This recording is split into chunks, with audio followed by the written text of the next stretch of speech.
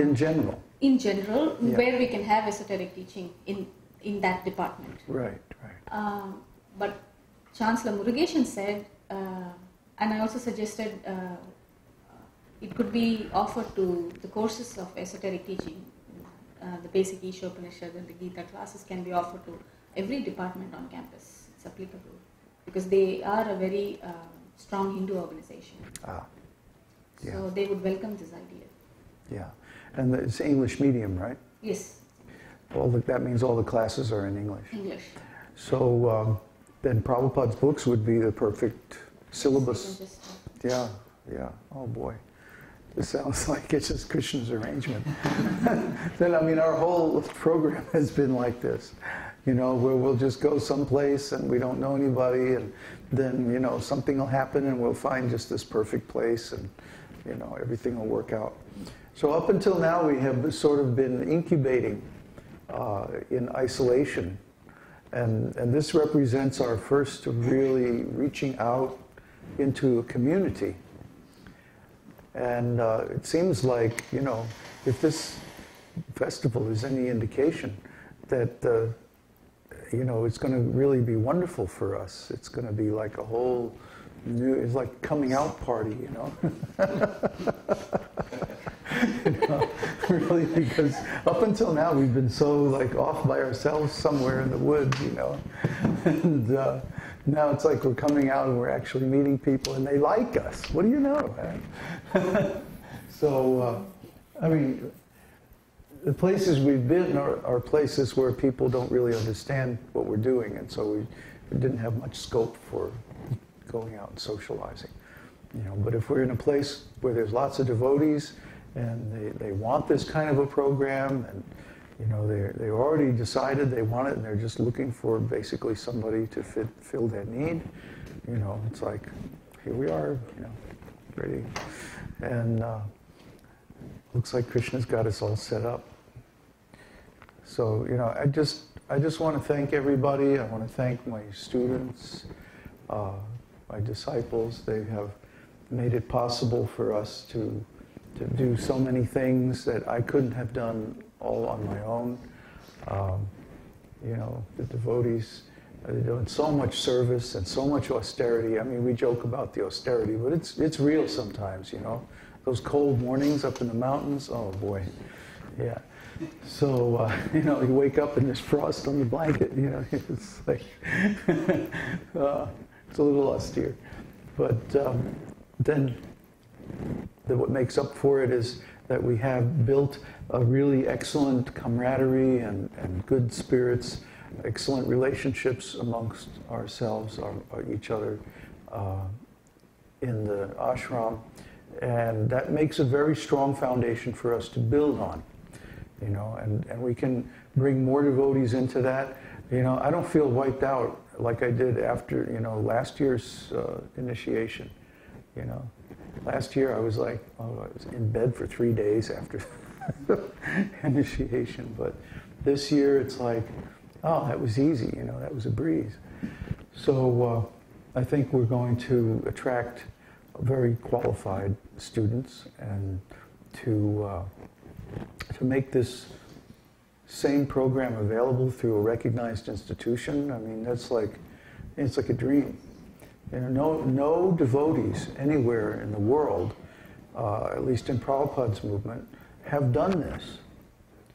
They haven't been able to do it because of the how can I say, well, bad reputation that they have themselves created in the public.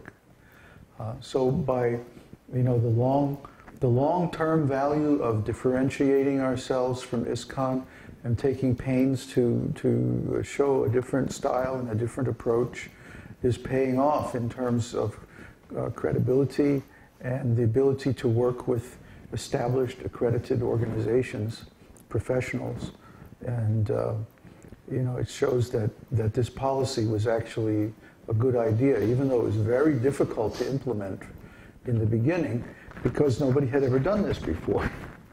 Nobody had ever tried to not be a clone of ISKCON, but to do something fundamentally different style, more in my opinion, a more intelligent style, more aimed at the intelligent class of people, the kind of organization that I would want to be a member of. You know, because I found ISKCON very uncomfortable from the very beginning. And the things that I found uncomfortable are exactly what led to the way we structure our group. Is kind of a reaction against those things. So I was very consciously striving to make an atmosphere where an intelligent person would feel comfortable, at ease, you know. Because of course the first thing that an intelligent person wants is the recognition that they are intelligent and that they should have some autonomy, they should have some privacy, they should have the ability to think for themselves and implement solutions according to their own intelligence. Otherwise, what's the use of being intelligent? So that's the first thing. And then the other thing is that we have tried very hard to create a mood of strong integrity. That if we say something, then that's what we do. That we keep our promises and that we fulfill our obligations to our students to take care of them and keep them, maintain them nicely, give them the facility that they need. Like in India, of course, we're going to have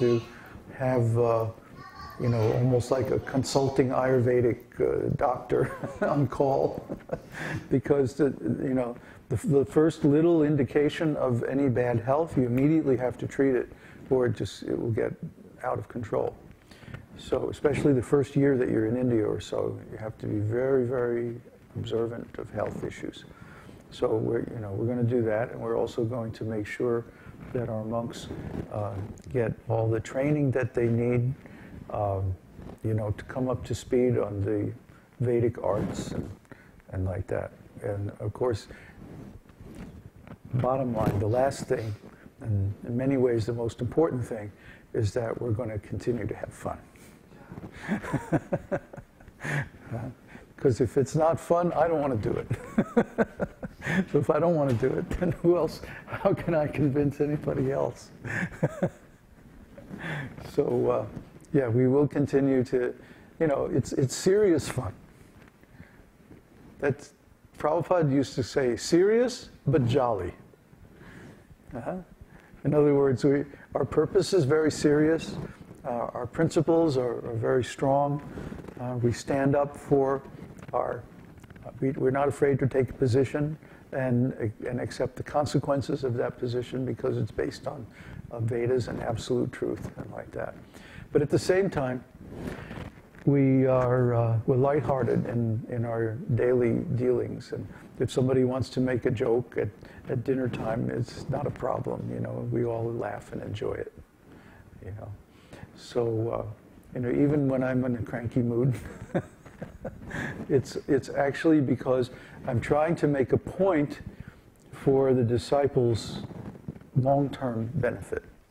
That, you know, you should work this way. You should work, if you do anything, do it in a very professional way. You know, if you're going to take on a piece of work, then make sure you finish it. Make sure you get the result. And if you don't, and if you have a problem you can't solve, then you should come to me and we'll work it out. You know, so I'm always available to the members of the group to consult with them, help them, you know, to bring my experience to bear on anything they're having trouble with. You all know that. So there's no question about these values. I think it's been proven now sufficiently that they work and that we have a system that is going to withstand scrutiny. Because if we're working in a college, university environment, we're going to be under the microscope, or at least a magnifying glass. And of course, there's always going to be people criticizing and trying to find fault if we're in a public position. But I think that we are now, you know, sufficiently strong that that we can go through that and not have to. I don't have to worry, you know, that we're going to do something silly. You know, I'm not worried. I'm absolutely unworried, which is something for me. I'm always the guy who's up at 2 o'clock in the morning, you know, going, oh, what if this happens? What if they do that? You know. So, really, I mean, but now I'm like, Haribol. It's like Krishna is really, I think he wanted to reassure me that what we're doing is the right thing. And this experience at this festival has been a big part of that. You know, because whenever you do something that's new and different, you think, you take your best shot, but because of the limitations of human intelligence, you never really know. You know, you think you have a good idea, but until you actually test it out and get the results, you don't know 100% for sure. Prabhupada always said, judge by the result. And I have to say that I'm very, very pleased with